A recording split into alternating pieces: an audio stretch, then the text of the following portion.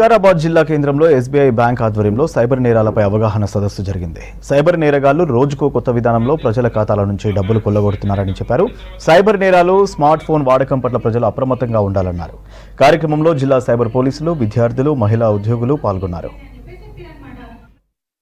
దీనిగాను మొత్తం పబ్లిక్ అందరికీ ఈ సైబర్ క్రైమ్స్ గురించి తెలియజేయడానికి కోసం అని చెప్పేసి మేము వికారాబాద్లో టౌన్ హాల్ మీటింగ్ కండక్ట్ చేసాం. దాదాపుగా 100-150 మంది ఇక్కడికి వచ్చారు.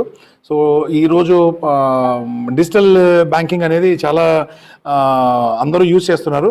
దాంట్లో అవగాహన తెలియజేయడానికి, డిజిటల్ మోసాలకి గురి కాకుండా ఉండడానికి అని చెప్పేసి మొత్తం మనం వికారాబాద్లో ఉన్న వాళ్ళందరికీ ఈ మెసేజ్ కన్వే చేయడానికి అని చెప్పేసి ఇక్కడ మీటింగ్ కండక్ట్ చేసాం.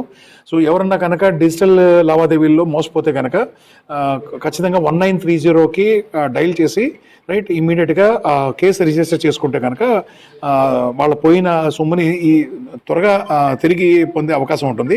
సో దీనికోసం చెప్పేసి మేము పత్రికాపూర్వకంగా, మీడియా పూర్వకంగా అందరికీ తెలియజేయడం జరుగుతుంది.